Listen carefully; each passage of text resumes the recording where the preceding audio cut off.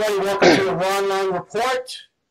Today we're going to do a preview of the EVLS Prague Pro with the man I consider the absolute greatest bodybuilding journalist on the entire continent of Europe, which is slightly larger. Wow. Europe is slightly larger than New England, I believe. But anyway, Giles Thomas, the Tiger, co-star of the Tiger and Rascal show. Thanks for being here, Giles. Anytime. I gave you about 5 minutes notice on this one, so you've had plenty of time to get your thoughts together on this. So you were just... I've got all my notes. Yeah, look at that. Wow, that looks a lot more legible than the shit I would be scribbling. So you saw most of these guys, a good portion of these guys last weekend, up close and personal in Barcelona for the All Europe. So I don't know how much they're going to change in a week. But the lineup is very similar. Who else do we have? Dexter Jackson is the big X factor jumping into this, who wasn't in Barcelona. So I like starting at the top with the people you want to talk about the most. So obviously Dexter got beat at the Olympia by both Bonac. Yeah, Bonac was the main guy, and Rami's not in it. So Dexter's the man to beat, correct? Yeah, it's going to be. I saw the thing on MD Forum, and it's and the MD Facebook, and it probably is going to be Bonac versus Dexter.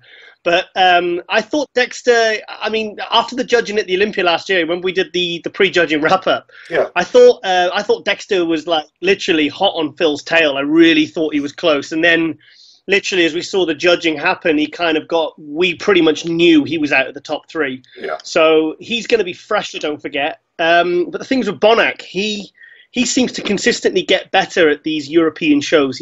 Plus he's back home in Europe. He hasn't had to do much traveling. He's literally gone from Barcelona to Holland. So it's going to be very, very close between those two. I've got a feeling Dexter's going to win, you know. I really do. I think he's really, because he loved those Arnold Classic titles, and I think he's really going to want to be on for this one. And I think he's going to be wanting vengeance after the Olympia.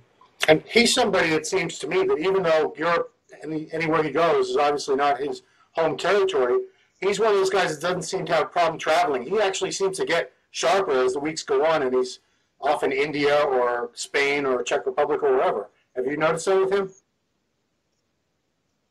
Yeah, Dexter never seems to sort of lose condition. I mean, he's called the Blade for nothing, is he? But yeah. I honestly think we're going to see a better version of Dexter from the Olympia, and I think Bonac's going to be as good, because I think Bonac he always seems to be very consistent. He seems to hold his conditions. So unless that Bonac's really slipped, which I very much doubt it, I honestly think it's going to be. I honestly can see it's going to be so close between him and Dexter, but I think Dexter's going to pull this off. I've got a feeling.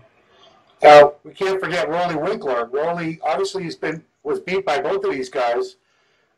Recently, but that doesn't necessarily mean he can't pull it out. Do you think Rolly has a chance? No.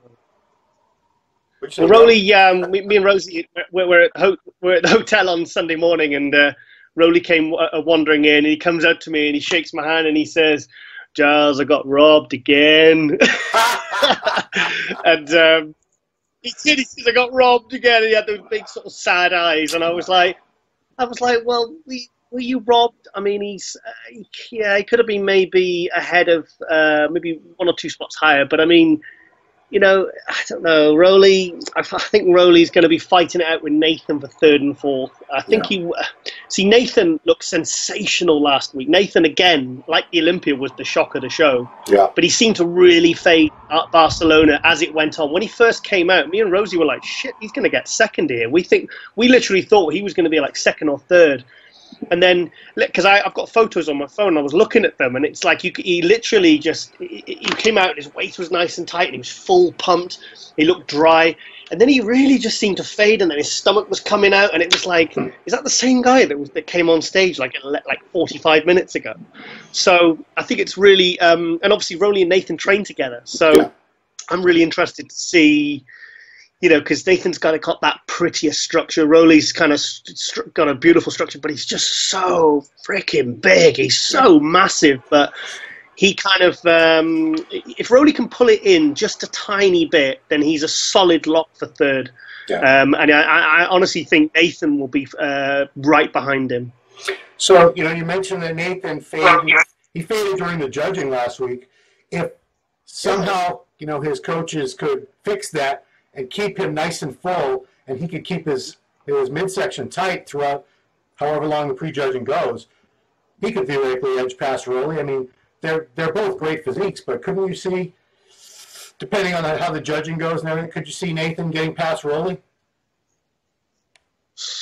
I don't know. They're just two completely different physiques. You've got kind of Rowley that, I'm not saying Rowley's lost his aesthetics, because he does actually have quite a nice structure. He brought that waist in, and when but he's just, like you said, he lacks a bit of separation in the upper thighs, and he has kind of bits of detail missing. But things with Rowley, he's like Nathan, he comes out strong, and then when he doesn't get in the first call out, he kind of loses it. He kind of loses confidence, and he doesn't quite pose as hard. But I mean, Nathan's got such a pretty kind of structure.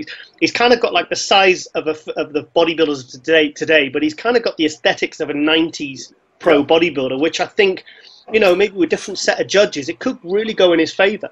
So I just think they're training partners, and I think it's going to be really exciting to see those two. I mean, I would not be surprised if they switch places. Yeah.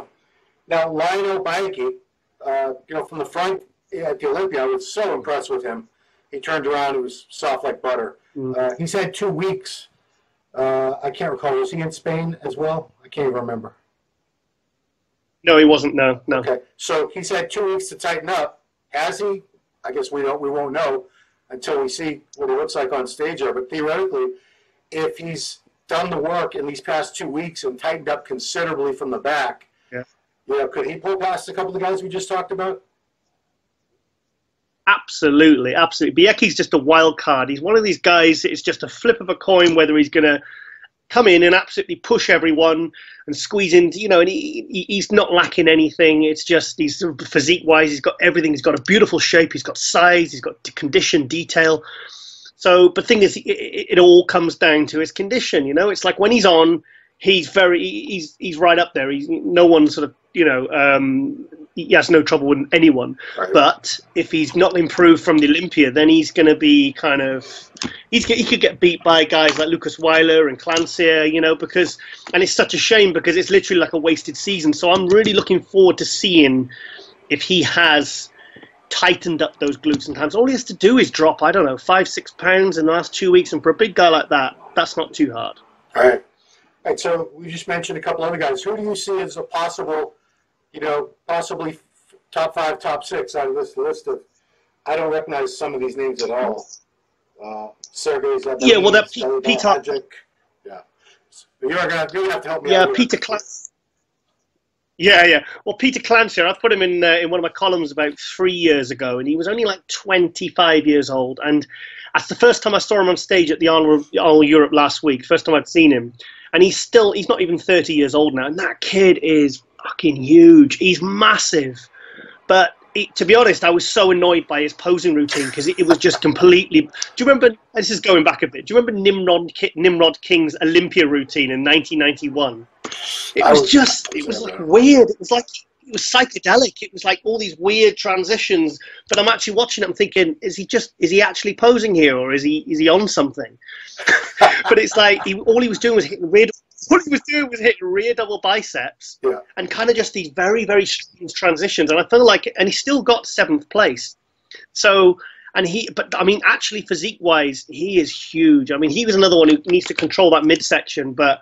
I mean, posing, it's like Nathan to Asher's posing, for me, pushed him down to 5th place. I think he cost himself 1 or 2 places at the All Europe last week because his posing, he does nice transitions, but he doesn't actually hold the pose. He doesn't complete the pose. This is what me and Rosie were talking about on the wrap-up last week in Barcelona. Yeah. So Clancy is another one, and it's not about putting on a good posing routine, but it's about being able to present your physique at its best, because Peter Clancy is not missing anything. He is huge. I mean, he's huge. He probably will be rounding out the top. I think it's going to be a 3-way tie out of the top 6 for Lucas Weiler. Peter Clancy from I think he's from Croatia. You've got Lucas Weiler from Switzerland, who's also very good. He did Tampa, the guy with the broken foot. Oh, I interviewed him. Right. Do you remember? Yep. Mm-hmm. Yeah, the big Swiss. Yeah, I mean, he's pretty good. He's got a nice shape. He reminds me like a little bit of a young Jay Cutler in some ways. Yeah. But I mean, he's got a lovely posing, really nice condition, and I've been following on Facebook the last few weeks, and he really wants to. He said to me back in Tampa, and he says, I'll see you in Prague. He says, because I really want to nail my condition. So he's been gunning for this show because he didn't do the Olympia, so he's been gunning for this since Tampa. So there's one that is going to come in fresh. That theoretically he could beat one of the other guys. But I tell you, one guy we've missed out is Lucas Osladl. Yeah. Now, he brings that condition every time. That guy shredded. Oh my God, that guy is insane. I mean, I was looking at some backstage pictures of him at the Olympia, and I mean, he's one of those guys that you just think, poor guy, he's always going to get beat by the bigger names. But that guy is, I mean, he's got everything. He's big, he's hard, he's full. He's doing that weird glute roll. Do you remember that Bob Dick made him do on stage? Yeah. That was awesome. Yeah, but I mean, there's someone that, I mean, potentially Lucas could, I don't know, if Rolly or Nathan coming off, I mean, a guy like that, plus he's Czech, and it's a Czech show, and he always seems to get very, very good placings at the Prague show, and he'll have, I think I saw him there at 2000, because he used to be at 212, and he always gets, I think he doesn't get a favourable placing. I think he gets the kind of look that he deserves, that maybe he doesn't get at some of the other shows. Yeah. But, there's a pro show, and he's won like 2 or 3 pro shows now. He's won an Arnold. He's won 212 shows. I think he won Toronto, was it, a few years ago? I mean, Phoenix Pro. There's a guy that really... Yeah, he's fantastic. He's fantastic, Lucas Osladl. So, and he's going to be absolutely 100% bang on shredded for this. Yeah. So, and there is another guy who's been a bit hit and miss the last couple of years. A guy called Daniel Toff from Hungary. Yep. Now he's been working with Rosie's coach Patrick Tua from Switzerland, and I saw him. The best I ever saw him was about 8 years ago. It was a non-IFBB Pro show somewhere. It was in Norway, and I remember thinking, God, that guy, what a shape, what a physique. But he's kind of he kind of fell off a little bit. He kind of got bigger, but he kind of lost he had a really nice shape. He's kind of lost it a bit. Yeah. And I've been speaking back and forth with Patrick. He's been trying to sort of pull him back into something a little bit more shapely and a bit more aesthetic. And I saw some pictures. In fact, I'll message Patrick after we've been on here, and I'll see, maybe get some photographs. I'll send them to you. But there's a guy that, I mean, he's done European shows, and he's squeezed in the top 6 at the New York Pro, top 6 at the Finland show, the Nordic. He had 4th, I think, at one year. The Mr. Europe, the Spanish Pro show. Yeah. I mean, I think I've seen him 4th or 5th. He's never usually outside the top 6, but obviously there's a lot of big names here. So, there's some really good names there. I think that's really the main ones. Thomas Kaspar, I believe he's Hungarian also. Yeah, he's a big dude, massive shoulders. Yeah, he's kind of... I remember him from earlier in the year. I think it was the Arnold in Brazil, maybe, where I saw him, where he was... It's a big, massive guy. Maybe it was the Arnold Australia. It was one of those Arnolds. Not the prettiest physique necessarily, but tons of mass, and he brought some pretty decent condition. I could see him, depending on, who shows up in shape or not, I could see him being in the mix too. I put Thomas in my MD column about 4 or 5 years ago now. Yeah. And it's nice to see those guys go on to turn pro and, turn up to the big shows like this. I tell you also, is very good last week was Gerald Williams. Yeah. Because he's in the show. He's one of those guys. He's 31, or was he 31 or 30? Yeah, he's 31 years old. Because Michael Lockett's 34. Because I interviewed him, and as I put a shot on my Instagram, Giles_Tiger. It was a rear relaxed back shot. It's a rear relaxed back shot, and he's next to Bonac.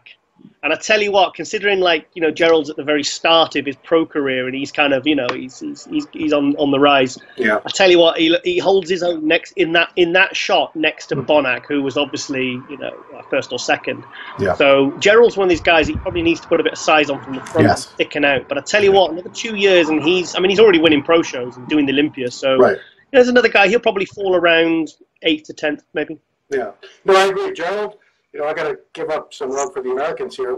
I think all he needs is more size, structure, and the shape of it. He just needs to fill out, put some more muscle on. 212. Beautiful posing. Beautiful posing. Yeah, there is a 212 division here. I only recognize 2 names on the entire list, and I suspect it's going to come down. I suspect it's going to come down to these 2 guys. The first one is Germany's Ronnie Raquel, who's done well this year. He's no spring chicken, but he's doing very well. And, you know, someone you're very familiar with, Ricardo Rude Boy Correa. Rude Boy. His only issue back at the Olympia was he overcarbed and his midsection blew up. So clearly he's had plenty of time to fix that. So yeah, well, I've been bullying him. I said to him, mate, I said, I think he got a bit defensive at first. And I said, look, Ricardo, I'm doing this because I want to help you. I said, I know that's not... it's not a growth gut. I know it isn't, and because the next day he came back and it was in. And he you know, Vancouver and Chicago, which he won earlier this year, you know, it was a food issue, just like Roden was, you know, and he came back on the second day at the Olympia with a flat stomach. It's so I said, Ricardo, I said, please fix that for Prague because you know you can win that. Yeah. So otherwise, because he has worked so hard this year. I mean, the condition he was in at the Olympia, aside from that stomach, which wasn't a condition issue, it was fantastic. It's the best I've ever seen him. He's complete. He's got a beautiful stage presence. He's got a really lovely shape. And honestly, I think this is going to be a 3-way tie, this show. It's between 3 names. Ronnie Raquel. Ronnie always turns up. Plus, it's a European show, so he's on kind of on home turf. Sure. You've got Ricardo, and then you've got last week's 6th place Korean Mamut Ermak. Oh, yeah. Now, remember when we covered the Arnold America, the amateur? Was he the classic? Do you remember the guy? Yeah, he was the guy who won the 70. He was the guy who won the 75 kilo. Okay. Now, he'd won it something like 5 times, and he had the really freaky triceps and the really beautiful posing. Right. If you see a picture of him, you will recognize it. No, I mean, he got. I actually remember him now that you're talking about him. I remember him very well. Yeah. Yeah, he had a great physique. Well,